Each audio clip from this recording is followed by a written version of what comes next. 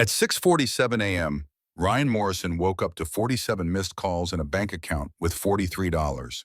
12 hours earlier, he had a beautiful pregnant wife, $287,000 in a promising future. What happened in those 12 hours? His wife found 6 months of text messages. By the next morning, she had vanished without a trace, taking everything, the money, the car, and his unborn daughter. He thought he was clever. He thought he could have it all. He was wrong. This is the true story of how one night of betrayal cost a man everything he'd ever loved. Stay until the end, because of the revenge, it's colder and more calculated than you can imagine. Let's begin. Ryan Morrison woke up in the Beverly Wilshire Hotel at 6:47 in the morning with the worst feeling he had ever experienced. His phone screen lit up the darkened room like a beacon of disaster. 47 missed calls, 89 text messages, 12 voicemails. His business partner, Derek, had sent 15 texts, each one more frantic than the last. The most recent one made Ryan's blood run cold. "Where is the money? Account is empty. Call me now." "What the hell?" Ryan muttered, sitting up fast enough to wake the blonde woman sleeping beside him. Savannah Blake stirred, reaching for him with a lazy smile. "Morning, baby. Come back to bed." Ryan ignored her, fingers fumbling as he opened his banking app. The screen loaded slowly, each second feeling like an eternity. When the numbers finally appeared, his vision blurred. Joint checking account, $43.17. Joint savings account, $0.00. No, no, no, no, no. Ryan threw off the covers, scrambling for his clothes scattered across the hotel room floor. "Ryan, what's wrong?" Savannah sat up, sheet clutched to her chest. "I have to go. Now." He grabbed his shirt, pulled it on inside out, didn't care.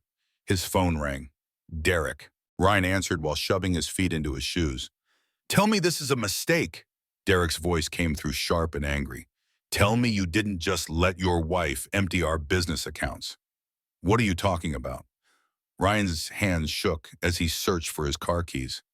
"The automatic tax transfer from your personal joint account, $47,000? It went through yesterday, but when payroll tried to clear this morning, there were insufficient funds. 23 employees' paychecks bounced, Ryan." Ryan stopped moving. "That's impossible. There was almost $300,000 in that account yesterday." "Well, there's jack shit in it now. Fix this. Today." Derek hung up. Savannah was out of bed now, pulling on her dress from the night before. "Ryan, what's happening?" "I don't know." But even as he said it, a cold dread settled in his stomach. "I have to get home." "Will I see you later?" Ryan didn't answer. He was already out the door. The drive from downtown Los Angeles to Calabasas took 42 minutes in early morning traffic. 42 minutes for Ryan's mind to race through possibilities, each one worse than the last. A banking error, identity theft, a system glitch, but deep down in a place he didn't want to acknowledge, he knew the truth. He pulled into his driveway at 7:34. Jessica's Range Rover was gone. Not at the grocery store gone, not running errands gone. The parking space was empty in a way that felt permanent. Ryan's hands fumbled with his keys at the front door. Inside, the house was silent. Not the peaceful quiet of a Saturday morning. The hollow silence of abandonment. "Jessica?" His voice echoed in the foyer. "Jess?" No answer. He took the stairs 2 at a time, already knowing what he'd find. Their bedroom door stood open. Jessica's side of the closet was empty. No clothes, no shoes, no suitcases, just bare hangers and the faint scent of her perfume. The bathroom was worse. Her toothbrush gone. Her makeup gone. The prenatal vitamins she took every morning gone. Ryan stumbled back downstairs, checking every room. The nursery they'd been preparing stood untouched. The crib still in its box, the walls painted soft yellow. But the ultrasound photos that had been stuck to the refrigerator with magnets were gone. In the kitchen, he finally saw it. Jessica's wedding ring on the counter, next to a handwritten note on her favorite stationery. Ryan's legs gave out. He sank into a kitchen chair and picked up the note with shaking hands. The note began simply, "Ryan, by the time you read this, I'll be somewhere you'll never find me." Ryan read the first line 3 times before his brain could process it. Then he read the rest, each word landing like a physical blow. Jessica had found the messages. All of them. 6 months of text between him and Savannah. 6 months of lies. 6 months of planning her replacement while she carried his child. She'd quoted his own words back to him. Poor thing, 7 months pregnant and clueless. Ryan remembered typing that message. He'd been laughing when he sent it. The note continued with clinical precision. Jessica had taken every penny from their joint accounts. $287,000. She'd sold his Range Rover for $65,000 in cash. She'd emptied their safe deposit box of $30,000 in emergency funds and her grandmother's jewelry. She'd filed for divorce. Her attorney was Catherine Hayes, Jessica's former colleague from before she'd quit to be a stay-at-home mom. The baby was legally hers. California law allowed pregnant women to relocate before filing for divorce. By the time Ryan was reading this note, Jessica was already out of state. The note ended with a postscript that made Ryan's stomach turn. I hope Savannah was worth $382,000, your business reputation, and the chance to know your daughter. Have the life you deserve. Jessica. P.S. I left dinner in the fridge. It's probably still cold, just like you. Ryan sat at the kitchen table for 17 minutes, reading the note over and over, trying to find some clue about where she'd gone. There was nothing. He tried calling her phone. The robotic voice that answered told him the number was no longer in service. He checked Find My iPhone. Her device was offline. Last location, Los Angeles International Airport, yesterday at 7:42 p.m. She could be anywhere in the country, anywhere in the world. Ryan looked around the kitchen, this room where Jessica had made him breakfast every morning, where she tested recipes and hummed to herself and talked to their unborn baby.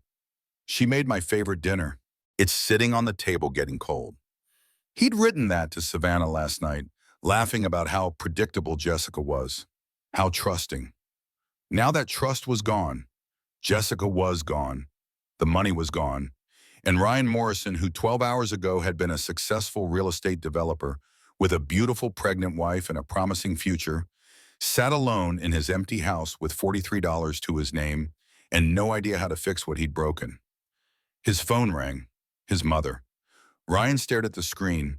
Jessica's mother must have called her, must have told her everything. The phone kept ringing. Ryan didn't answer. Outside, the California sun rose over Calabasas, indifferent to the implosion of his life. Birds sang in the palm trees. Neighbors walked their dogs. The world continued exactly as it had before. But for Ryan Morrison, nothing would ever be the same again. The story of how Ryan Morrison destroyed his life didn't start that morning. It started 18 hours earlier, at 7:30 p.m. on a Friday night, in the kitchen of his Calabasas home. Jessica Morrison, 7 months pregnant and glowing with it, stood at the stove stirring pasta sauce. She was humming along to music playing softly from her phone, one hand absently rubbing her rounded belly. Almost done, little one, she murmured to the baby. Daddy should be home soon. Her phone buzzed on the counter, a text from Ryan. Emergency client meeting, investor from Dubai, only in town tonight. Might be late. Love you both. Jessica's smile faltered for just a moment. Ryan had been working late a lot recently, 3 nights this week alone, but she pushed the disappointment aside. He was building something for their family. These long hours would pay off. Daddy's working hard for us, she told her belly. The baby kicked in response, making her laugh. She set the table for one. It wasn't the first time, and she'd learned not to let it bother her. Ryan would eat when he got home, even if the food was cold. He always appreciated her cooking. Jessica plated the pasta, covered it with foil, and put it in the warming drawer. Then she cleaned the kitchen, loaded the dishwasher, and settled onto the couch with a book about preparing for childbirth. By 10:30, she was struggling to keep her eyes open. The baby was active tonight, pressing against her rib cage in a way that made it hard to get comfortable. She grabbed her iPad, thinking she'd watch something light on Netflix before bed. The iPad opened automatically to Ryan's messages. They shared a family iCloud account, something they'd set up years ago and never changed. Usually Jessica respected his privacy, but tonight a name caught her eye. Savannah, with a kiss emoji next to it. Jessica knew Savannah Blake. She'd met her at Ryan's office party 2 weeks ago. Young, beautiful, confident. She worked as Ryan's marketing consultant. The most recent message was from 15 minutes ago. Room 847, I'm wearing what you bought me, or not wearing it anymore. Jessica's heart started pounding. She told herself there had to be an explanation. Maybe Savannah was sending something to Ryan by mistake. Maybe this was meant for someone else. But then she saw Ryan's response. On my way up, Jessica thinks I'm in a meeting. Jessica's hands started shaking. She scrolled up, reading message after message. Weeks of them. Months. Poor thing, 7 months pregnant and clueless. After the baby comes, I'm filing. My lawyer says I can get 50-50 custody. House is in my name. She hasn't worked in 2 years. Clean break. Can't wait to redecorate that house. Her taste is so suburban, Mom. The messages went back 6 months. Photos, plans for their future together, discussions about when Ryan would leave Jessica. One message from 3 months ago made bile rise in Jessica's throat. Had to have sex with Jessica last night, trying to keep up appearances until baby comes. Thought of you the whole time. Jessica ran to the bathroom and vomited. When she was done, she sat on the cold tile floor, one hand on her belly, tears streaming down her face. The baby kicked hard, as if sensing her mother's distress. I'm sorry, Jessica whispered. I'm so sorry you have to feel this. She cried for 20 minutes. Then she stopped. Something shifted in her chest. Not grief anymore. Something colder. Clearer. Jessica stood up, washed her face, and looked at herself in the mirror. 7 months pregnant, wearing Ryan's old college t-shirt and pajama pants. Hair in a messy bun. She looked exactly like what Savannah had called her. A clueless suburban mom. But Jessica wasn't clueless anymore. She went back to the iPad and took screenshots of everything.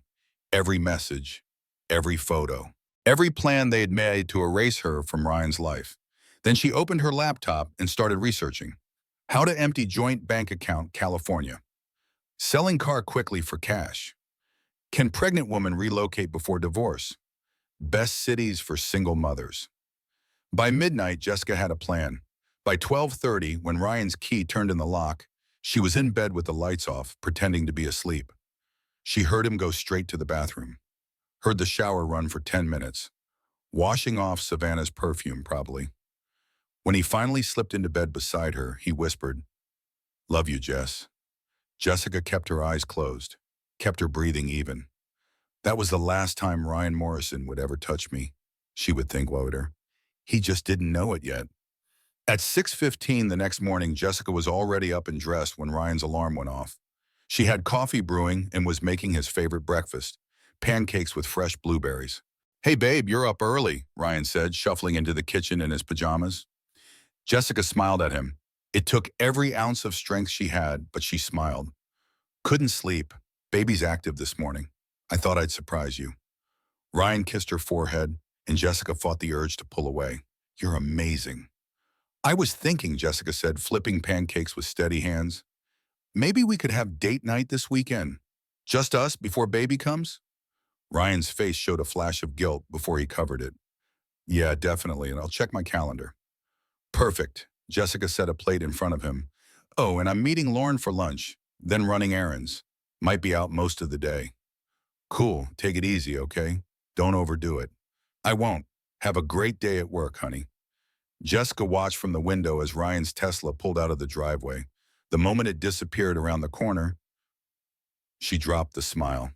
Showtime, she said quietly. At 7:28 a.m., Jessica Morrison walked through the doors of First National Bank, carrying her purse and her 7-month pregnant belly like weapons. The teller who greeted her was young, maybe 25, with kind eyes and a name tag that read Sarah. Good morning. How can I help you today? Jessica smiled warmly. I need to make some withdrawals from our accounts, both checking and savings. Of course, let me pull those up for you, Mrs. Morrison, Sarah typed efficiently. Then her eyes widened slightly. Oh, that's quite a bit. $287,000 total. Yes, I need it in cashier's checks, please. 3 separate checks. Jessica handed over a slip of paper with the amounts already calculated. 150, 87, and $50,000 in cash. Sarah hesitated. Mrs. Morrison, this is a very large withdrawal. Are you sure you don't want to discuss this with your husband first? Jessica kept her voice pleasant but firm. It's a joint account. I don't need his permission, and I need the checks made out to Jessica Bennett. That's my maiden name. Of course, let me get my manager to approve this transaction. 20 minutes later, Jessica walked out of the bank with 3 cashier's checks and $50,000 in cash carefully secured in her purse. Her hands weren't shaking anymore. They were steady. Next stop, CarMax. The salesman at the used car dealership looked surprised when Jessica pulled up in the Range Rover. Nice vehicle, ma'am. What can I do for you? I want to sell it. Today, right now. Ma'am, this is a $75,000 vehicle. Don't you want to think about this? Get some quotes? Jessica looked him directly in the eye. I'll take $65,000, and I need this done in the next hour. Something in her tone must have convinced him. Let me see what I can do. The title was in Jessica's name only, a wedding gift from her parents. That made everything easier. By 9:30, Jessica had sold the Range Rover and added $65,000 in cash to her purse. She took an Uber to the safe deposit box facility. 10 a.m., right on schedule. Inside the vault, Jessica opened their box methodically. Her grandmother's jewelry went into her bag. The $30,000 in emergency cash went into her bag. Her passport went into her bag. She left Ryan's grandfather's watch collection. She wasn't a thief. At 10:45, Jessica walked into the law office of Catherine Hayes. Catherine was Jessica's former colleague from before pregnancy had forced her to quit her marketing job. They'd been friendly but not close. That was about to change. Jessica! Catherine stood up from behind her desk, shocked. Oh my God, you're pregnant! When did this happen? I haven't seen you in 2 years. Catherine, I need your help. Jessica sat down heavily. And I need you to not ask questions until I'm done talking. For the next 30 minutes, Jessica explained everything. She showed Catherine the screenshots of Ryan's messages. She explained what she'd done that morning with the bank accounts and the car. Catherine listened without interrupting. When Jessica finished, she sat back in her chair. That son of a bitch, Catherine said quietly. Okay, here's what we need to do legally. We file for divorce, citing irreconcilable differences. We request full custody based on your established bond with the unborn child. We calculate child support based on his income. And we protect your location under domestic privacy statutes. I don't want to fight him in court, Jessica said. I want to disappear. Jessica, you can't just... Yes, I can. Under California law, I can relocate anywhere in the United States before filing for divorce. The baby isn't born yet, so there's no custody arrangement to violate. By the time he gets served papers, I'll be gone. Catherine studied her for a long moment. Then she smiled slowly. You've done your research. I had a long night. Where are you going? Seattle. I have a college roommate there who's offered me a place to stay until I find my own apartment. When are you leaving? Tonight, 7:45 p.m. flight. And Catherine, don't serve him the papers for 72 hours. I want to be completely unreachable. Catherine extended her hand. You're my hero. Let's make this bastard regret every choice he's ever made. By noon, Jessica had purchased a burner phone, a new laptop, and a prepaid credit card loaded with $10,000, all with cash at various electronics stores downtown. At 1:30, she booked a one-way ticket to Seattle on her new laptop, using her maiden name and the prepaid card. At 2:15, she rented a storage unit under her maiden name and prepaid for 1 year. She stored photo albums, important documents, and sentimental items she couldn't carry but couldn't leave behind. At 3 p.m., Jessica returned home for the last time. The house was exactly as she'd left it that morning. Ryan's coffee cup in the sink, the breakfast dishes she hadn't bothered to wash, the half-finished nursery upstairs. Jessica packed one suitcase with calm efficiency: maternity clothes, baby essentials, medical records, her laptop, the cash, her grandmother's jewelry. She worked quickly but not frantically. She walked through each room one final time: the living room where she and Ryan had picked out furniture together, the kitchen where she'd cooked thousands of meals, the bedroom where they'd made love and made plans and made promises that turned out to be lies. The nursery hurt the most.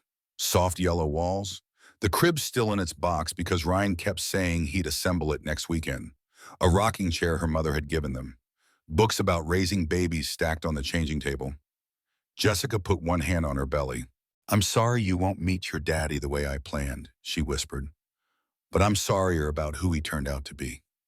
She took her wedding ring off and left it on the kitchen counter. Next to it, she placed the note she'd written at 3 a.m. while Ryan was sleeping beside her in bed. Then she made 4 phone calls. Phone company. "I need to cancel my number and transfer the account to Ryan Morrison exclusively." Electric company. "Remove Jessica Morrison from the account. Ryan Morrison is the sole account holder now." Car insurance. "Remove the Range Rover from our policy. The vehicle has been sold." Each representative asked if she was sure. Each time, Jessica said yes. By 4 p.m., Jessica Bennett no longer existed in Ryan Morrison's life. Not on paper, not in their home, not anywhere he could find her. At 5:30, Jessica sat in the back of an Uber heading to LAX. Her phone rang, Ryan calling. She watched it ring, watched his name flash on the screen, watched it go to voicemail. A text came through. "Hey, where are you? Wanted to surprise you with dinner tonight." Jessica typed a response. "Surprise." Then she powered off the phone, removed the SIM card, and snapped it in half. She rolled down the window and tossed the pieces onto the 405 freeway, watching them disappear in the traffic behind her.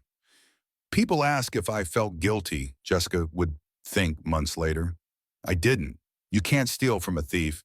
And Ryan had stolen 7 months of my life, pretending to love me while planning my replacement.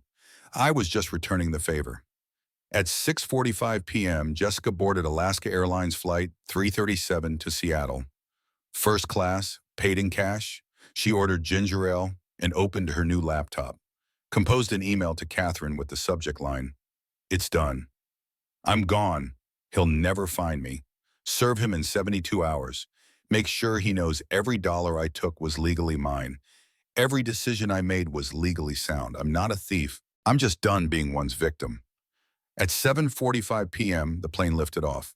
Jessica watched Los Angeles disappear beneath the clouds. Somewhere down there, Ryan was with Savannah, having no idea that his life was about to implode. "It's just you and me now, baby," Jessica whispered, her hand on her belly, "and we're going to be better than fine." The plane leveled off, heading north toward Seattle in a future Jessica would build herself. Below, in Calabasas, Ryan's phone buzzed with alerts he hadn't seen yet. From his bank, from his business partner, from the car dealership confirming the sale of a vehicle he didn't know was sold. The dominoes were falling, and Ryan Morrison had no idea the game was already over. Ryan sat at his kitchen table, his mother's voice shrieking through the phone speaker, and realized this was rock bottom. "Ryan Christopher Morrison, what in God's name is going on? Jessica's mother just called me in tears. Mom, I can't talk right now." "You absolutely can talk right now. What did you do to that poor pregnant girl?" Ryan's head was pounding. Between the panic, the lack of sleep, and the dawning realization of how completely he'd screwed up, he could barely form coherent thoughts.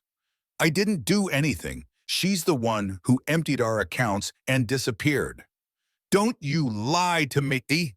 His mother's voice went up an octave.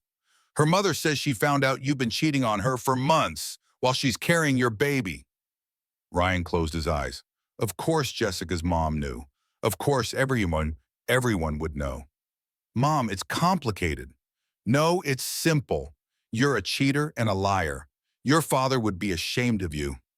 "I'm ashamed of you." Those words hit harder than Ryan expected. His father had died 3 years ago, but hearing that he would have been ashamed made something crack in Ryan's chest. "Mom, please, just listen. Don't call me until you fix this and apologize to that girl. If you even can find her, I hope she never speaks to you again." The line went dead. Ryan put his head in his hands. It was 8:37 a.m. He'd been awake for 2 hours, and his life had already completely fallen apart. His phone rang again. Not his mother this time. Savannah. Ryan answered with something close to desperation. "Savannah, thank God." "Good morning, baby. Last night was incredible."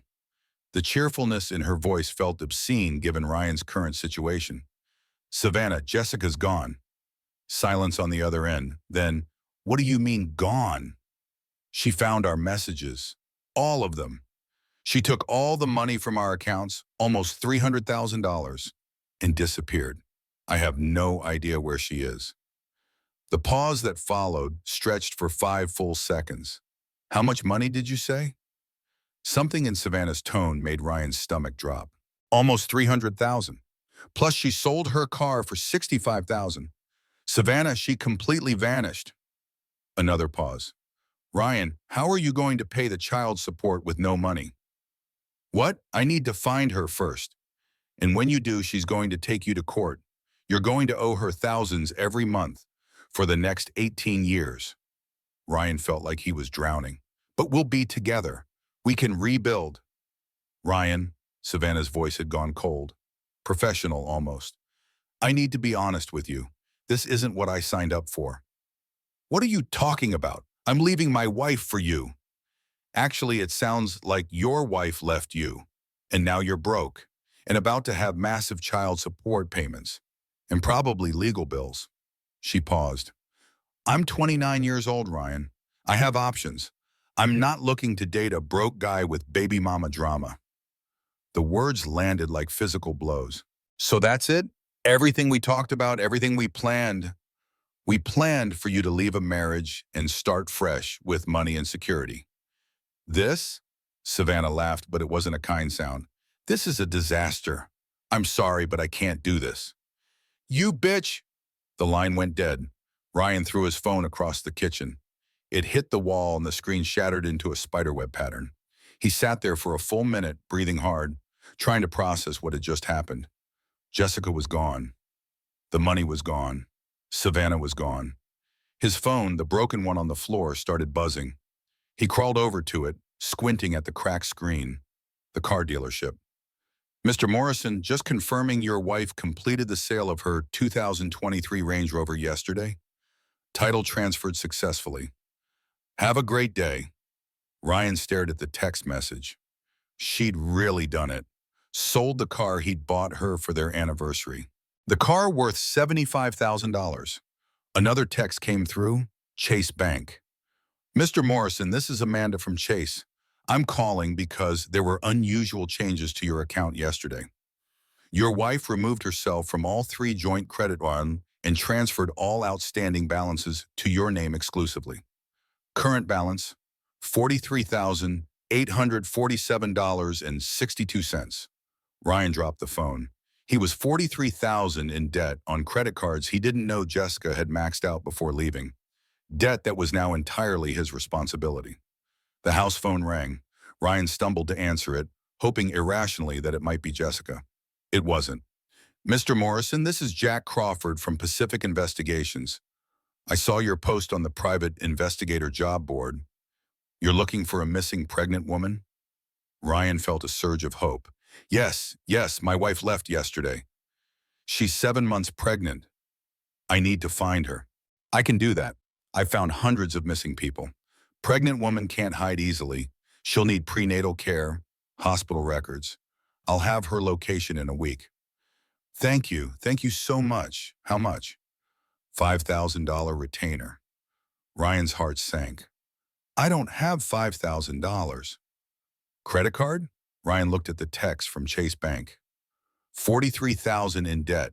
What was another $5,000? Yes, I'll put it on credit.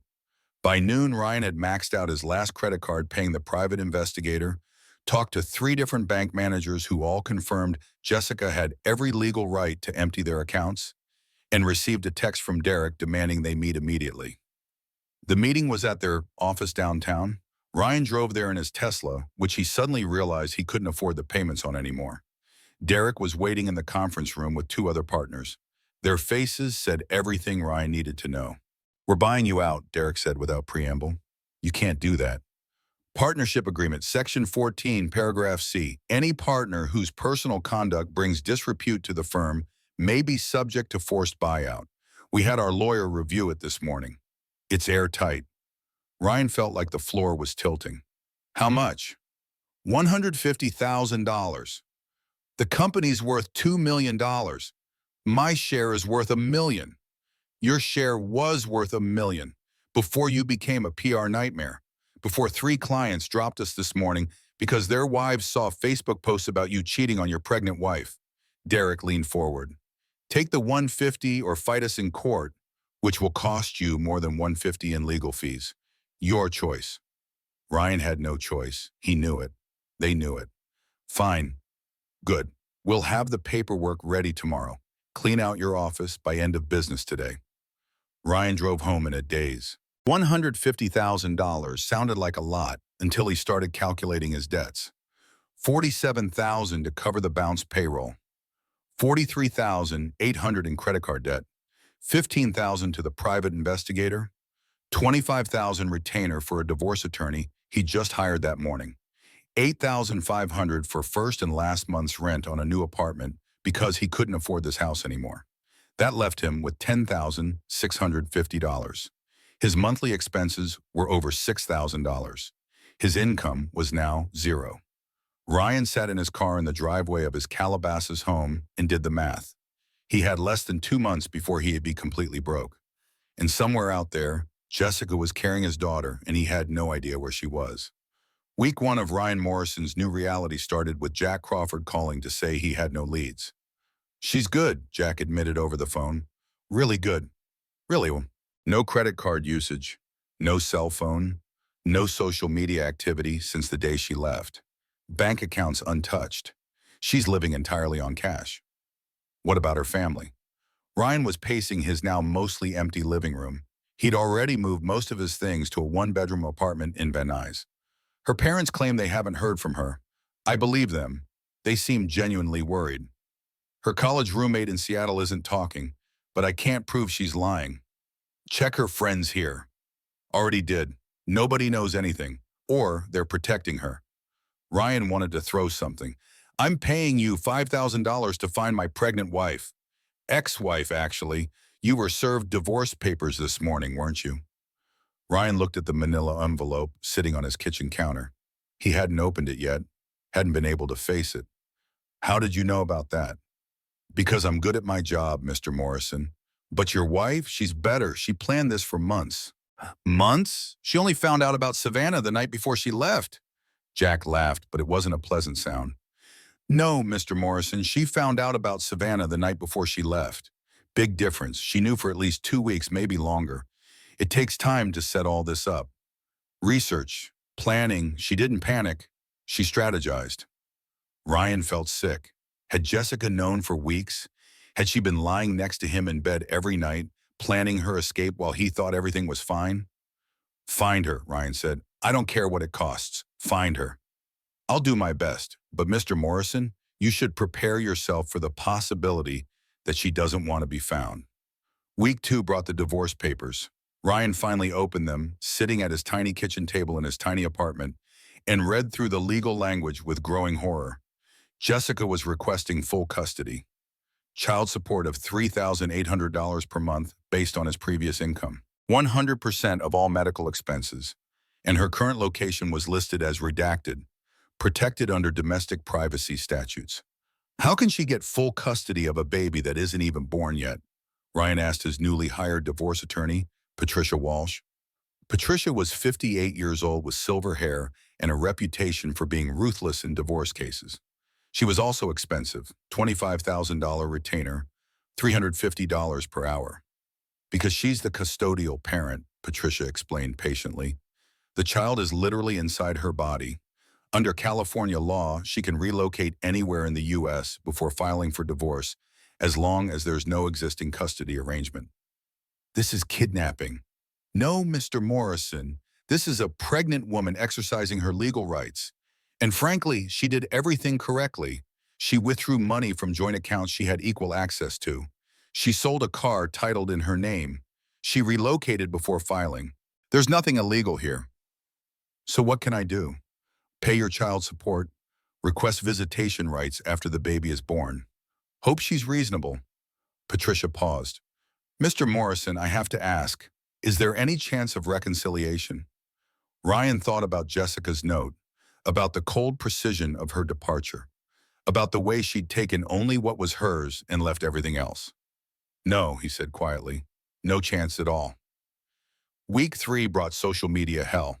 Someone, Emma, Ryan never found out who, posted on the Calabasas Moms Facebook group. It started as a simple warning. PSA, Ryan Morrison of Morrison and Partners cheated on his pregnant wife with his marketing consultant. Wife found out, took all their money and disappeared. He can't find her. Karma is real, ladies. The post went viral. 847 shares in 6 hours. Comments poured in. I know Jessica. She's the sweetest person. He's disgusting.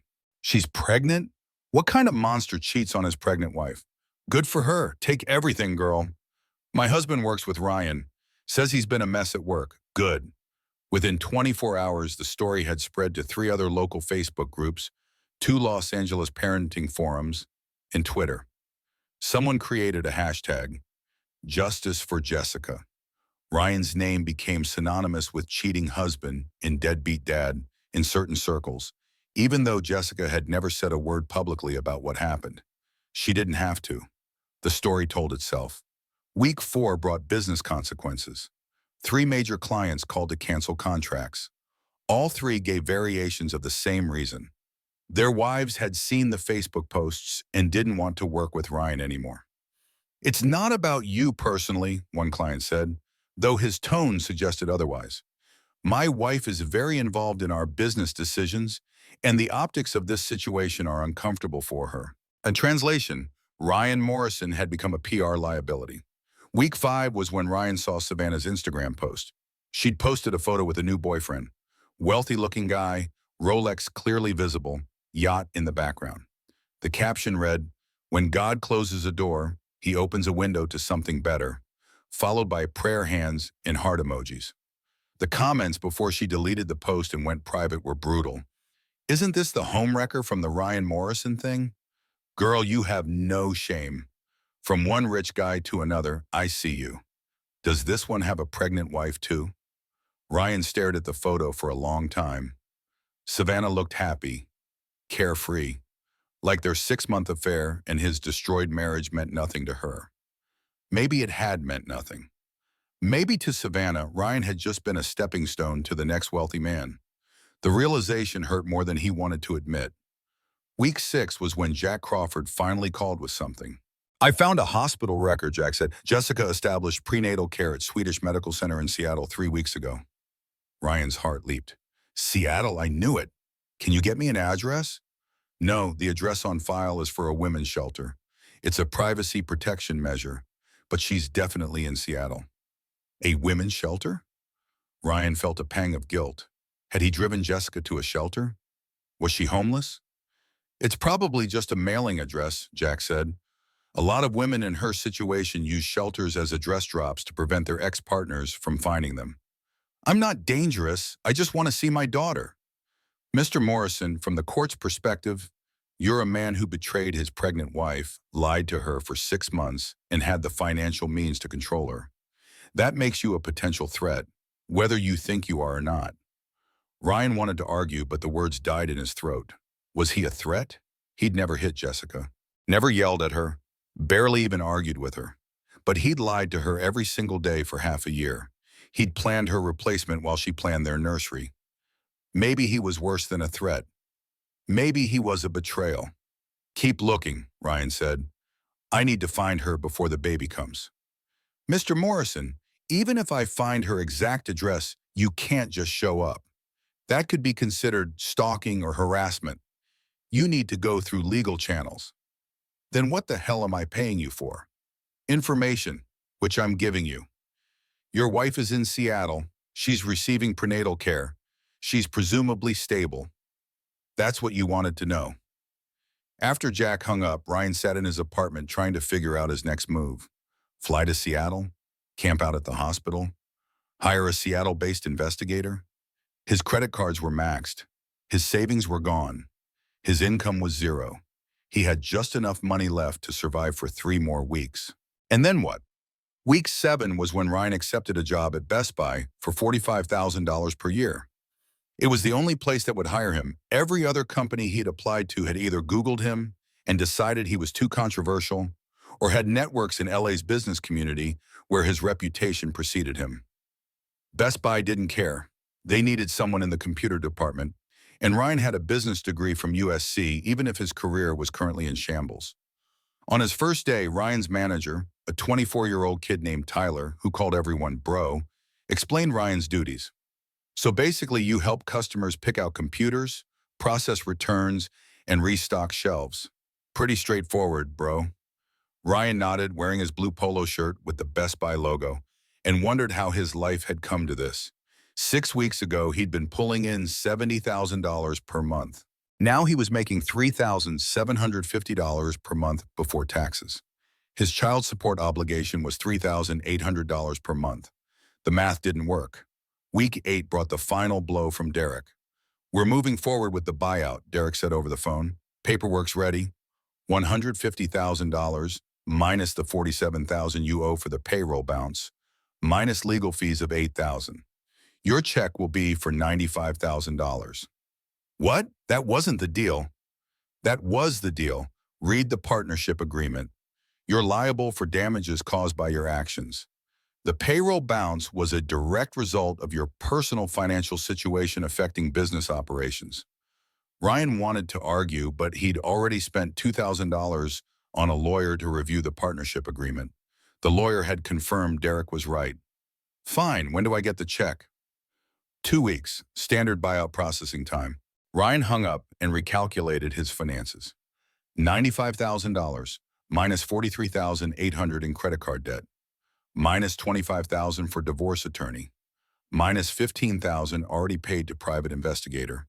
That left $11,200, and child support was accumulating at $3,800 per month, whether he paid it or not. Ryan Morrison was going to be broke and in debt within 3 months, and his daughter hadn't even been born yet. Month 3 of Jessica's disappearance arrived with a certified letter. Ryan was at work, helping an elderly woman pick out a laptop, when his phone buzzed with a notification. Certified mail requiring signature. He left work early, drove to the post office, and signed in for a thick manila envelope from Catherine Hayes, attorney at law. He knew what it was before he opened it. Ryan sat in his car in the post office parking lot and pulled out the contents.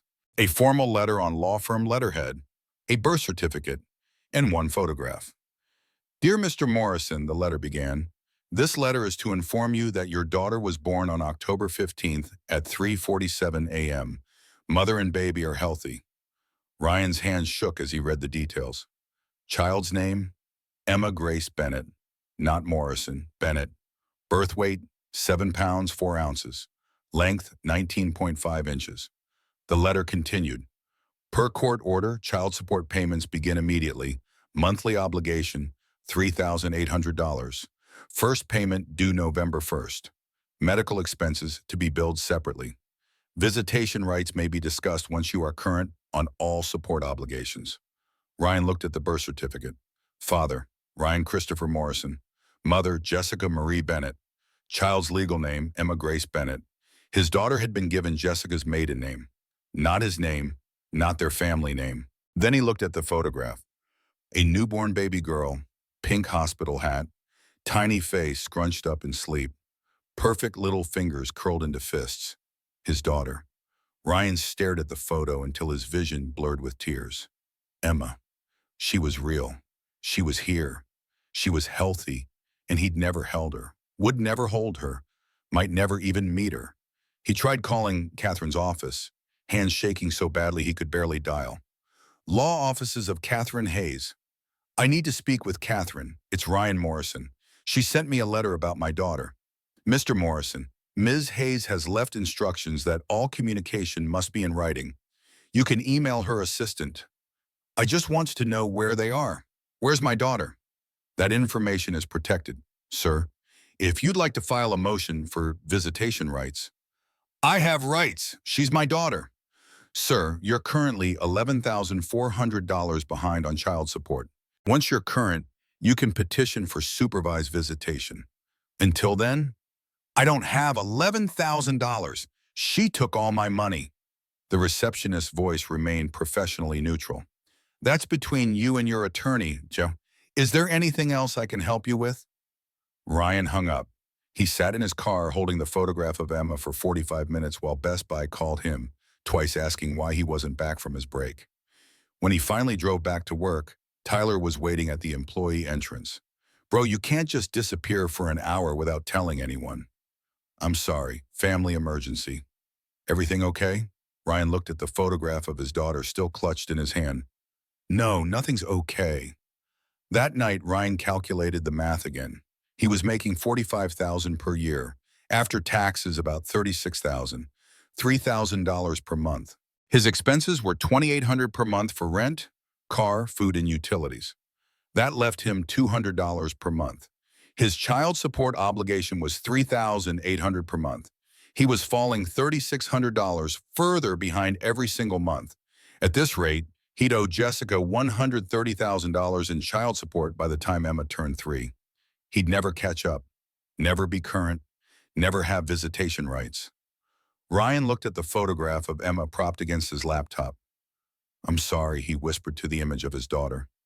I'm so sorry. Month 4 brought collection agencies. Ryan's phone rang constantly with automated messages about his credit card debt. He stopped answering, stopped checking his mail. The bills piled up unopened on his tiny kitchen counter. At work, Tyler pulled him aside. Bro, I need to talk to you about your performance. Ryan's stomach sank. What about it? You've been late 3 times this month. Your customer satisfaction scores are down. Multiple customers have complained that you seem distracted. Tyler looked uncomfortable. I like you, man, but corporate's asking questions. I'll do better. You need to, because I can't protect you if they decide to let you go. Ryan nodded and went back to the computer department, where he helped a teenager pick out a gaming laptop and tried not to think about how his life had become this. Month 5 brought the court hearing. Catherine Hayes had filed a motion in Seattle establishing jurisdiction and formalizing custody arrangements. Ryan had to fly to Seattle using borrowed money from his brother. The hearing lasted 27 minutes. Mr. Morrison, the judge said, looking over her reading glasses at him, you're here to petition for visitation rights? Yes, Your Honor. I want to see my daughter. Sus. Bennett, do you object? Catherine stood, immaculate in a navy suit. We don't object to supervised visitation, Your Honor. However, Mr. Morrison is currently $19,000 behind on child support obligations. We request he be made current before any visitation is granted. Your Honor, I can't pay $19,000. Ryan stood up, ignoring his lawyer's hand on his arm, trying to pull him back down. My ex-wife took all our money. Mr. Morrison, sit down. The judge's voice was sharp. I've reviewed the case file. Your ex-wife withdrew funds from joint accounts she had equal legal access to. That's not theft. But she left me with nothing. Sir, you had equal access to those accounts. You could have protected those assets yourself. You chose not to. The judge looked at her notes. You earned $850,000 last year. You have an Ivy League degree and extensive work experience. Your current income of $45,000 per year suggests a lack of effort, not inability. I've been trying. No one will hire me because of what happened. That's not the court's concern, Mr. Morrison. Here's my ruling. You will have supervised visitation rights, 2 hours per week, once you are current on child support. Until then, no contact. Court adjourned. The gavel came down. Ryan stood there stunned while the courtroom emptied around him.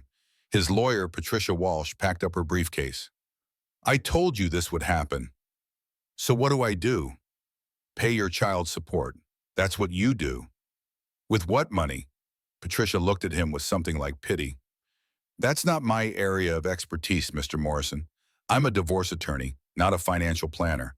But if you want to see your daughter, you'll figure it out. Outside the courthouse, Ryan saw Jessica for the first time in 5 months. She was walking to her car, carrying Emma in a car seat. Ryan's breath caught. Jessica! She stopped, turned. Their eyes met across the parking lot. Jessica looked different. Her hair was shorter, styled professionally. She was wearing business casual clothes that fit her post-pregnancy body. She looked healthy, strong, confident. She looked free. Please, Ryan called across the distance between them. Can I just see her? Just for a minute? Jessica looked at Emma, then back at Ryan. She didn't move closer. When you're current on support, we can talk about visitation. Jessica, I'm broke. You took everything. No, Ryan, I took what was legally mine. You lost everything else on your own. I made a mistake. One mistake. Jessica's expression didn't change. 6 months isn't one mistake. It's a choice. You chose Savannah every single day for 6 months. You chose her. Now live with that choice. Please, she's my daughter. She's my daughter. You're just the biological father. There's a difference. Jessica secured Emma's car seat and got in her car. Through the windshield, Ryan could see his daughter, 5 months old, dark hair like his, eyes he couldn't see from this distance. Jessica backed out of the parking space and drove away. Ryan stood in the courthouse parking lot watching his daughter disappear, knowing he'd just seen her for the first and possibly last time. His phone buzzed, a collection agency calling about his credit card debt. Ryan turned off his phone and sat down on the curb. He was 38 years old. He had a daughter he'd never held. He owed $19,000 in child support and $43,000 in credit card debt. He made $3,000 per month and spent $2,800 just staying alive. The math would never work. Month 8 was when Ryan moved from his one-bedroom apartment to a studio. The rent was cheaper, $1,800 per month instead of $2,800, but the space was depressing. One room serving as bedroom, living room, and kitchen. A bathroom barely big enough to turn around in. A window that looked out onto a brick wall. But it saved him $1,000 per month. And that $1,000 went toward the child support debt that now totaled $30,400. At this rate, Ryan calculated, he'd be current on child support when Emma was 11 years old. He'd miss her entire childhood. Every night, Ryan came home from Best Buy, microwaved a frozen dinner, and scrolled through Jessica's Instagram. She'd unblocked him. Probably didn't care if he saw anymore. Or maybe she wanted him to see. The posts were devastating in their normalcy. Emma's first smile, Emma trying solid foods, Emma sitting up on her own. Emma laughing at peekaboo. Jessica had started a small consulting business, marketing services for local Seattle companies. Her bio said she made 6 figures.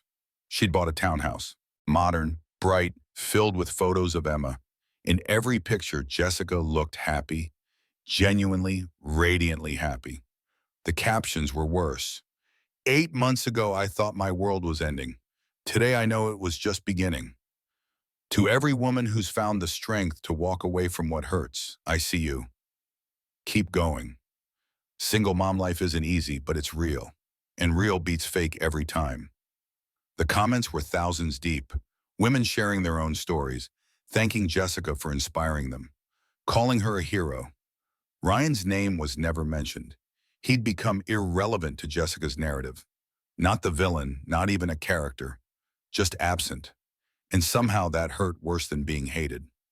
One night in month 9, Ryan's brother called. Hey man, how you holding up? Ryan was lying on his mattress on the floor of his studio apartment, staring at the ceiling. I'm fine. Don't lie to me. When's the last time you ate a real meal? Ryan couldn't remember. Yesterday? I'm sending you money, don't argue. I can't take your money. You can and you will. $500. Buy groceries. Pay a bill. I don't care. But you're my brother, and I'm not watching you starve. After they hung up, Ryan cried for the first time since this whole thing started. Not angry tears, not frustrated tears, just exhausted, defeated, hopeless tears. He'd lost everything. His wife, his daughter, his business, his reputation, his money, his dignity. And for what? 6 months with Savannah Blake, who dumped him the second the money dried up. 6 months of excitement that cost him the rest of his life. Month 10 brought a development Ryan hadn't expected. His phone rang with a Seattle number he didn't recognize. Hello? Mr. Morrison, this is Janet Kim from Seattle Family Services. I'm calling regarding Emma Bennett. Ryan sat up so fast he got dizzy. Is she okay? Is something wrong? Emma is fine. I'm calling because Mr. Bennett has agreed to allow supervised visitation if you're able to travel to Seattle and cover the costs of supervision. Ryan's heart pounded. Yes, absolutely. When? The cost is $150 per 2-hour session. Sessions must be scheduled at least 1 week in advance. You're still required to make child support payments, But Ms. Bennett has agreed this can happen concurrently while you work on catching up. I'll be there. When can I see her? Janet gave him the details. Every other Saturday, 2 hours. A supervised visitation center in Seattle. Ryan would have to fly to Seattle every other week. Round-trip tickets averaged $300, plus the $150 for supervision. $450 per visit, $900 per month. He made $3,000 per month. His expenses were $2,600, including the cheaper rent. That left $400 per month. If he gave up everything, eating out, new clothes, any form of entertainment, he could afford to see Emma twice per month. Ryan didn't hesitate. I'll be there this Saturday. The supervised visitation center was in a converted office building in downtown Seattle. Bright walls with children's artwork, toys scattered on the floor, a two-way mirror where supervisors could watch. Ryan sat in a small room, his hands shaking, waiting. The door opened. Jessica walked in carrying Emma. Emma was 10 months old now. Chubby cheeks, bright eyes, dark curls like Ryan's. She looked at Ryan with curiosity, not recognition. Of course not. She'd never met him before. Hi, Emma, Ryan said, his voice breaking. Hi, sweetheart. I'm your daddy. Emma buried her face in Jessica's shoulder.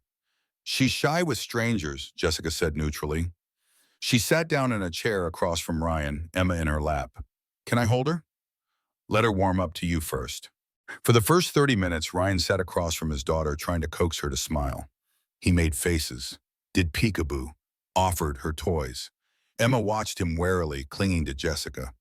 She doesn't know me, Ryan said, the realization crushing. She doesn't know who I am. No, Jessica agreed. She doesn't. This is what you wanted, isn't it? To erase me? Jessica's expression hardened. I didn't erase you, Ryan. You erased yourself. I gave you 9 months to figure out what mattered to you. You chose Savannah. These are consequences. I chose wrong, I know that now. You know it now because it cost you something. You didn't know it when it would have mattered. They sat in silence while Emma played with Eitung, occasionally glancing at Ryan like he was an interesting stranger. With 45 minutes left in the session, Emma finally toddled over to Ryan. Not to him specifically, there was a toy truck behind his chair she wanted. But she was close enough that Ryan could smell her baby shampoo, see her tiny fingers, hear her babbling to herself. Hi, baby girl, Ryan whispered. Emma looked up at him, truck in hand. For one moment, their eyes met. Then she toddled back to Jessica. When the 2 hours ended, Ryan had gotten to hand Emma one toy and hear her laugh once when he dropped something. It was the best 2 hours of his life and the most painful. Jessica packed up Emma's things. Same time in 2 weeks? I'll be here. Jessica paused at the door. Ryan, I'm not doing this to hurt you. I'm doing this because Emma deserves consistency and stability. If you keep showing up, eventually she'll know you. But you have to keep showing up. I will, I promise. Jessica nodded once and left with Emma. Ryan sat in the visitation room for 10 more minutes after they were gone, crying quietly where the supervisor couldn't see through the two-way mirror. 1 year later, the first anniversary of Jessica's disappearance arrived on a cold October morning. Ryan Morrison, now 39 years old, woke up in his studio apartment and got ready for work at Best Buy. His routine was mechanical now. Shower, coffee, blue polo shirt, name tag. He'd seen Emma 12 times in the past year, 24 hours total with his daughter. She'd started calling him Ryan instead of Daddy. She didn't understand who he was. Jessica never said much during the supervised visits, just facilitated Emma's time with Ryan and left. Professional, distant, done with him entirely. Ryan's child support debt had reached $57,600. He paid what he could, usually $300 per month, but it was never enough. His credit was destroyed. His career was non-existent. His future was bleak. But he kept showing up to see Emma every other Saturday, no matter how broke he was. No matter how much it hurt to see his daughter treat him like a stranger. He showed up. At work, Tyler pulled Ryan aside during a slow Tuesday afternoon. Bro, corporate wants to make you full-time. Ryan blinked. Really?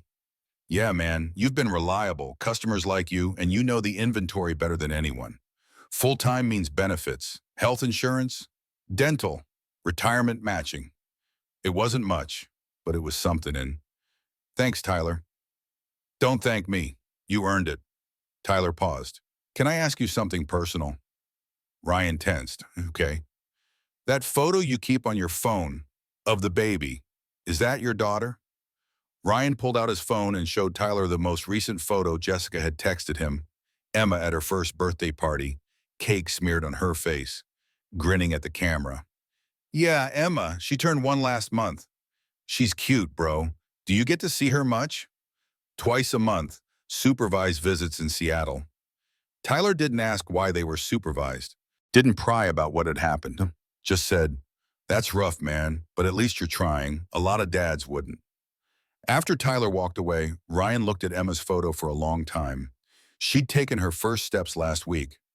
Jessica had sent him a video. Emma had walked right past Ryan during their last visit without looking at him, heading for the toys. But she'd walked. His daughter had walked, and Ryan had been there to see it. Month 14 brought an unexpected email from Catherine Hayes. Mr. Morrison, Ms. Bennett has agreed to unsupervised visitation pending completion of a co-parenting class and payment of $10,000 toward child support arrears. Please advise if you wish to proceed. Ryan read the email 3 times. Unsupervised visitation, no more center, no more supervisor watching through the mirror. Just him and Emma. But he needed $10,000. He had $2,600 in savings. Had been putting away every spare penny for 8 months. He needed $7,400 more dollars. Ryan looked around his studio apartment. He owned almost nothing of value. His furniture was from IKEA. His clothes were from Target. His car was his car. The Tesla he'd been paying $1,400 per month on for 3 years. Paid off now, worth maybe $40,000. If he sold the Tesla, he could pay the $10,000 and have money left over. He'd have to take the bus to work. It would take longer. But he'd be able to see Emma without supervision. Ryan listed the Tesla that night. It sold in 3 days for $38,000. He sent $10,000 to Catherine Hayes. Registered for the co-parenting class, took the bus to work, and waited for approval. Month 15 was when everything changed. Ryan had just finished his co-parenting class, 8 weeks of learning how to effectively parent a child you barely knew, when he got a call from Janet Kim. Mr. Morrison, I have good news. Ms. Bennett has approved unsupervised visitation, 4 hours every other Saturday. You can pick Emma up from Ms. Bennett's home and return her at the agreed-upon time. Ryan's hands shook. I can take her places? Like to the park? Yes, as long as you return her on time and follow the guidelines Ms. Bennett has provided. The first unsupervised visit was terrifying. Ryan took the bus to Jessica's townhouse in Seattle, carrying a bag of toys he had bought for Emma. Jessica answered the door, holding Emma, now 17 months old. Emma saw Ryan and smiled, actually smiled, at him. She's been asking about Ryan all morning, Jessica said, and it was the kindest thing she'd said to him in over a year. Really? She likes the park. There's one 3 blocks from here. She needs to nap around 1 p.m. Her snacks are in this bag. Her EpiPen is here. She's allergic to peanuts. Don't give her anything with peanuts. Jessica rattled off instructions while Ryan tried to absorb everything. Emma had allergies. Emma liked the park. Emma napped at 1 p.m., his daughter, who he barely knew. I'll take good care of her, Ryan promised. Jessica looked at him for a long moment. I know you will. She handed Emma over. Emma went willingly, babbling about park and swing. For 4 hours, Ryan played with his daughter. They went to the park. Emma loved the swings. She went down the slides 6 times, giggling every time. She picked up leaves and showed them to Ryan like they were treasures. When she got tired, Ryan carried her back to Jessica's townhouse. Emma fell asleep on his shoulder. Ryan held his sleeping daughter and felt something he hadn't felt in 18 months. Hope. At the door, Jessica took Emma gently, careful not to wake her. How did it go? Perfect. She's amazing, Jessica. You're doing an amazing job with her. Jessica's expression softened slightly. Thank you. Can I ask you something? Okay. Do you think Emma will ever know me? Really know me? Jessica looked at her sleeping daughter. I think if you keep showing up, consistently and reliably, she'll know you. But Ryan, you have to understand, you're not her father in the way you could have been. You're someone who visits every other week. That's what you chose. I know. Ryan's voice broke. I know what I chose, and I'd give anything to go back and choose differently. Jessica met his eyes. But you can't. None of us can. So all we can do is move forward and try to do better. Are you happy? Ryan asked. Really happy? Jessica smiled, and it was genuine. Yes, I'm happy. Emma and I have a good life. A real life, an honest life. I'm glad. I mean that. You deserve to be happy. So do you, Ryan, but not at someone else's expense. That's what you never understood.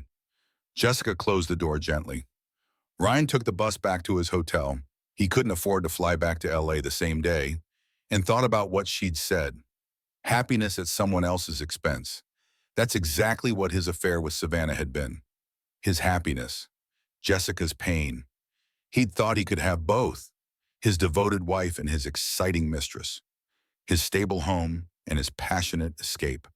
Turns out he couldn't have either. 2 years later, by the second anniversary of Jessica's departure, Ryan Morrison's life had stabilized into something resembling normal. He'd been promoted to assistant manager at Best Buy. His salary was now $62,000 per year. Not great, but better than before. He'd moved to Seattle permanently 6 months ago. Cheaper to live there than keep flying back and forth. His studio apartment in Capitol Hill was small but clean. He saw Emma every other weekend now. Sometimes Jessica let him have her for a full day. Sometimes she even let him put Emma to bed and have dinner at the townhouse.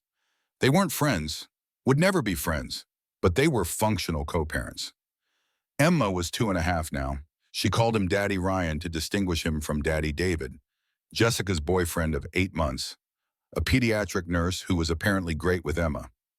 Ryan had met David once. Nice guy, patient with Emma, made Jessica laugh. It hurt to see, but Ryan had no right to complain. Emma loved David. Emma saw David every day. Emma barely knew Ryan. That was the consequence of Ryan's choices. One Saturday afternoon, Ryan took Emma to the Seattle Aquarium. Emma was obsessed with fish. She pressed her face to every tank, squealing with delight. Look, Daddy Ryan, big fish. That's a shark, sweetheart. Shark! Emma's eyes were huge. They spent 3 hours at the aquarium. Emma held Ryan's hand the whole time. When she got tired, she let him carry her. At the gift shop, Emma picked out a stuffed octopus. Can I have it, please? Ryan bought it without hesitation. $11 he probably shouldn't spend, but seeing Emma hug that octopus made it worth it. On the walk back to Jessica's townhouse, Emma chattered about the fish, the shark, the octopus. She was so animated, so happy. Daddy Ryan, you come live with us? Ryan's heart broke. No, honey, I live at my apartment. Why, May, how do you explain divorce and betrayal and consequences to a 2-year-old? Because Mommy and I aren't married anymore, sweetheart. Why not? Because sometimes grown-ups make mistakes, and some mistakes you can't fix. Emma thought about this seriously. You fix it. Say sorry. I did say sorry, but some things are too broken to fix. But I want you to live with us. Ryan blinked back tears. I know, baby, I know. At Jessica's door, Emma didn't want to let go of Ryan's hand. I want to stay with Daddy Ryan. Jessica came to the door, David behind her. They exchanged a look. Emma, sweetie, Daddy Ryan will see you in 2 weeks, Jessica said gently. No, I want him to stay. Jessica picked up Emma, who was now crying. I know, baby, I know. Ryan stood on the doorstep, watching his daughter cry for him. I'm sorry, he said to Jessica. I didn't mean to upset her. You didn't. She's 2. She doesn't understand why her family can't all be together. Jessica paused. Give me a second. She took Emma inside. Ryan could hear them talking, though he couldn't make out the words. David stepped out onto the porch.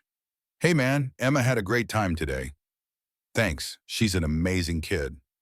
She is. David was quiet for a moment. Look, I know this is weird, me being here, but I want you to know I'm not trying to replace you. You already have replaced me. You see her every day. You put her to bed. You read her stories. That should have been me. Yeah, David agreed. It should have been, but it's not. And beating yourself up forever doesn't help Emma. What does help Emma? You showing up, like you do. That helps. David looked back into the house. Jessica told me what happened, what you did. And man, that was messed up. But you've been showing up for 2 years. You could have disappeared. You could have given up. You didn't. Ryan didn't know what to say. Emma's going to have questions when she's older, David continued, about why her parents aren't together, why you don't live with them. And yeah, she's going to learn that you made a huge mistake. But she's also going to see that you didn't abandon her, that you kept trying, that you loved her enough to do the hard thing. Jessica came back outside without Emma. She's calmed down. David's going to put her to bed. David nodded and went inside. Jessica and Ryan stood on her porch in the Seattle evening, two people who used to share everything and now shared only a daughter and a history. She's getting attached, Jessica said, to you. Is that okay? It's inevitable. You're her father. But Ryan, you have to promise me something. Anything. If you're going to be in her life, you have to be in her life, consistently, forever. You can't decide this is too hard and disappear. You can't meet someone new and let your visits drop off. Emma's already had enough instability. I won't disappear. I promise. Jessica studied his face. You've changed. Yeah, I had to. For what it's worth, I'm glad you're doing this. Emma deserves to know her father. It was the first time in 2 years Jessica had called him Emma's father instead of the biological father. Ryan's eyes filled with tears. Thank you for giving me this chance. You didn't have to. I didn't do it for you. I did it for Emma. She asked about you. She wanted to know why other kids have daddies who live with them and she doesn't. I couldn't tell her you didn't care because you do care. You're just someone who made terrible choices. Jessica, don't. I've heard it. I believe you're sorry. But being sorry doesn't erase what happened. It doesn't give me back the time I spent terrified and alone, pregnant in a new city. It doesn't give Emma back the first year of her life when you weren't there. I know. But you're here now and you keep showing up. So that's something. And Jessica went back inside, leaving Ryan on her porch. He walked back to the bus stop thinking about David's words. Emma was going to have questions someday about why Ryan didn't live with them, about what he'd done. And Ryan was going to have to tell her the truth, that he'd betrayed her mother, that he'd chosen temporary excitement over permanent commitment, that he'd lost everything because he didn't value what he had until it was gone, that he was sorry, that he was trying to do better, and that every visit with her was a gift he'd never take for granted again. 3 years after Jessica Morrison emptied their bank accounts and disappeared, Ryan Morrison sat in a Seattle coffee shop waiting for his daughter. Jessica had started letting Emma come to some visits on her own, with David dropping her off and Ryan bringing her home. Baby steps towards something like normalcy. Emma was 3.5 now, talkative, curious, full of opinions. She burst through the coffee shop door, saw Ryan, and ran to him. Daddy Ryan! Ryan scooped her up, hugging her tight. She smelled like strawberry shampoo. Hi, sweetheart. I missed you. I missed you too. Can we get hot chocolate? Absolutely.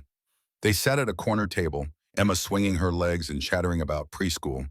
She had a best friend named Sophie. She'd learned to write her name. She wanted to be a veterinarian when she grew up. Ryan listened to every word, memorizing details. These hours with Emma were the best part of his life. Daddy Ryan, are you sad? Ryan looked up. What? No, honey. You look sad sometimes. Like this. Emma made an exaggerated sad face. I'm not sad when I'm with you. You make me very happy. But you're sad other times. Ryan didn't know how to explain to a 3-year-old that, yes, he was sad, that he'd thrown away his chance at a full life with her, that he saw her 2 days a month instead of every day, that he'd miss so much and would miss so much more. Sometimes grown-ups are sad about mistakes they made, Ryan said carefully. But being with you makes everything better. Emma nodded seriously, then she brightened. Mommy says you're coming to my birthday party. I am. I wouldn't miss it. David's going to make a Princess Castle cake. It's going to be pink and purple. Ryan smiled even though hearing about David hurt. That sounds amazing. And you'll be there the whole time? The whole time. Promise? I promise. Emma went back to her hot chocolate, satisfied. Ryan watched his daughter and thought about promises. He'd promised Jessica he'd be faithful. Broke that promise. He'd promised himself he could have it all. Wrong about that too. But this promise? Being there for Emma's birthday? Showing up when he said he would? This promise he would keep. Emma's birthday party was at Jessica's townhouse. 20 kids from preschool, parents Ryan didn't know, decorations everywhere. Jessica greeted him at the door with a professional smile. Thanks for coming. Thanks for inviting me. Emma wanted you here. David appeared with the princess castle cake. It was ridiculous and perfect. Emma screamed with delight when she saw it. For 3 hours, Ryan watched his daughter's party from the sidelines. He took photos, helped serve cake, cleaned up spilled juice. He watched Jessica and David work together like a team. Watched Emma run to David when she needed help with something. Watched the life his daughter had that didn't include him. A little girl named Sophie asked Emma, "Why do you have two daddies?" Emma thought about it. "That's Daddy Ryan. He doesn't live here, but he's still my daddy." "Oh, that's weird." "It's not weird, it's just different." Ryan's heart swelled. Emma had already accepted the reality of their situation in a way he was still struggling with. At the end of the party, after all the other kids had left, Emma asked Ryan to put her to bed. Jessica hesitated. "Ryan has to catch his bus." "Please, Mommy, just tonight." Jessica looked at Ryan. "You have time?" "I have time." Upstairs, Emma's room was decorated with princesses and rainbows, photos everywhere. Her stuffed octopus from the aquarium had a place of honor on her pillow. Ryan read her 3 stories. Then Emma asked, "Daddy Ryan, do you love me?"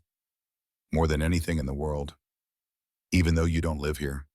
"Even though I don't live here, I'll always love you, Emma, no matter what." "Okay," Emma yawned. "Can you sing the song?" "What song?" "The one Mommy sings." Ryan had no idea what song Jessica sang to Emma.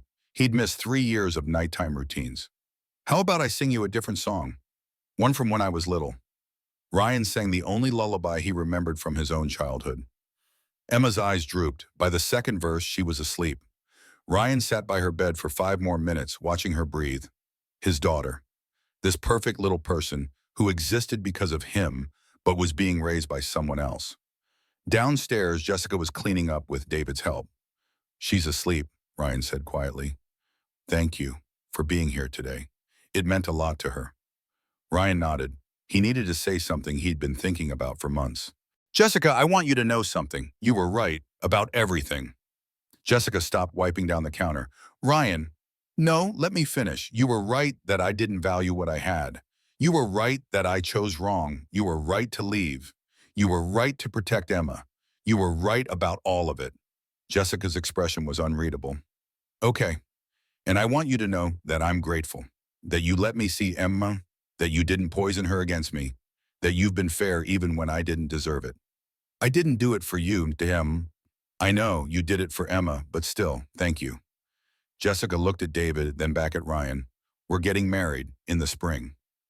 The words landed like a punch, but Ryan kept his expression neutral. "Congratulations.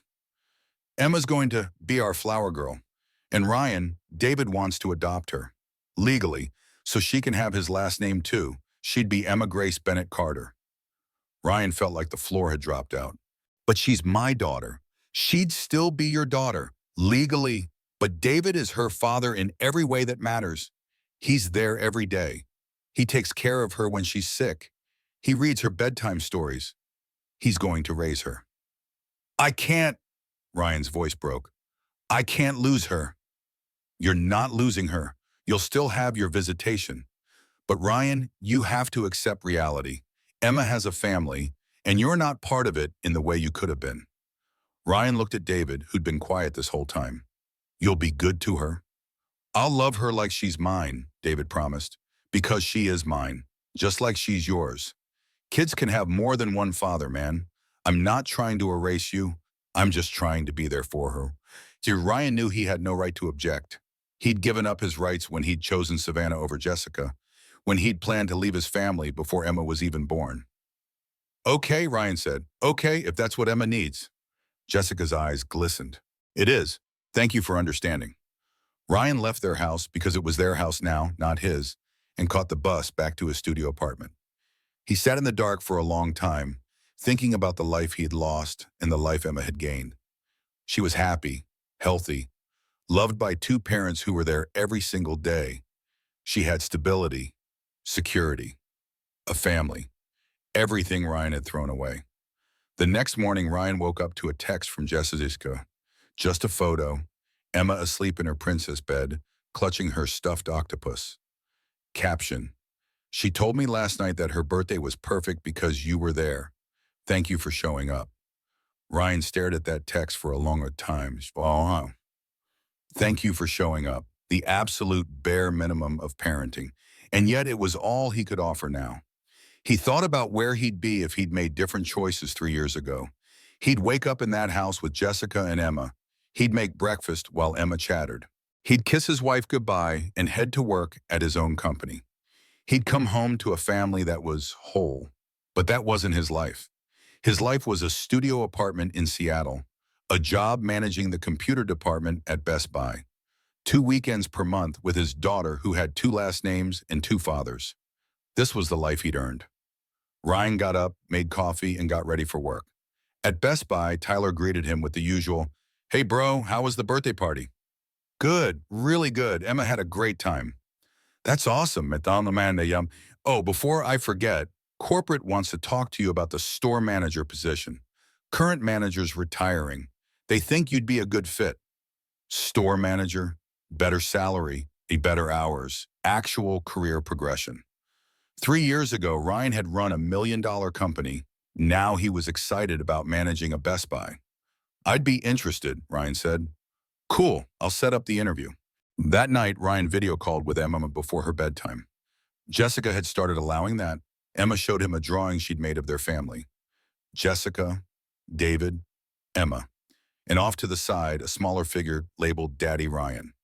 "That's me?" Ryan asked, his throat tight. "Yeah, you're part of my family too." "I love it, sweetheart. Can you save it for me?" "Okay." After they hung up, Ryan looked at a screenshot of that drawing for a long time. Part of her family, not the center, not the main character, but included. It wasn't the life Ryan had wanted, but it was the life he deserved. And maybe after everything, that was enough. 5 years after the night that changed everything, Ryan Morrison stood in line at a Seattle grocery store. Ahead of him was a couple arguing quietly. The man was defensive, the woman was hurt. "I told you, she's just a coworker." "Then why are you texting her at 11 p.m.? "Because we're working on a project." "Do you think I'm stupid?" Ryan recognized the dynamic, the laws, the gaslighting, the slow betrayal masked as innocence. He'd been that man once. The couple paid and left, still arguing. At the register, the cashier shook her head. "Some people never learn." "No," Ryan agreed, "they don't." He paid for his groceries, food for a week, carefully budgeted, and walked back to his apartment. On the way, he passed the Best Buy where he worked. He'd gotten the store manager position last year. His salary was now $92,000 per year. He'd finally paid off his child support debt 6 months ago. He saw Emma every other weekend, sometimes more. She was 7 now, smart, funny, happy. She called David Dad and Ryan Daddy Ryan. She loved them both. At home, Ryan made dinner and ate alone. Then he video called Emma. "Hi, Daddy Ryan." "Hi, sweet girl. How was school?" Emma launched into a story about her science project. Ryan listened, smiling. When they hung up, Ryan sat in his quiet apartment and thought about the woman he'd destroyed. Jessica had married David 3 years ago. They'd had a baby together, a son. Emma had a little brother. Jessica's consulting business was thriving. She'd been featured in Seattle Business Monthly last year. She'd built an entire life without Ryan in it, and she was happy. Ryan was alone, would probably always be alone. Dating was impossible when you had to explain why your 7-year-old daughter lived with her mother and stepfather full-time.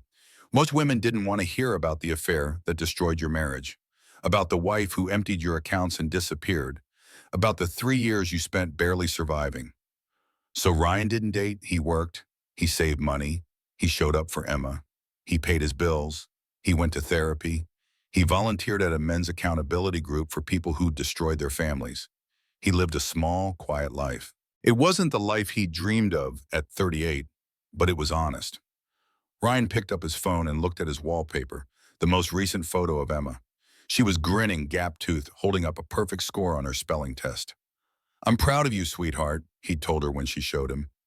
"Thanks, Daddy Ryan. Mom says you were really good at spelling, too." The fact that Jessica had said something positive about him to Emma felt like a gift. Ryan set down his phone and thought about the note Jessica had left 3 years ago. "Have the life you deserve." She'd meant it as a condemnation, a curse. But maybe she'd also meant it as a challenge. What life did Ryan Morrison deserve? Not the one he'd had, built on lies and betrayal. Not the one he'd wanted, taking without giving, having it all at someone else's expense. But maybe this life. This small, honest, consistent life where he showed up for his daughter and did the hard work and tried to be better. Maybe this was exactly the life he deserved, and maybe that was okay.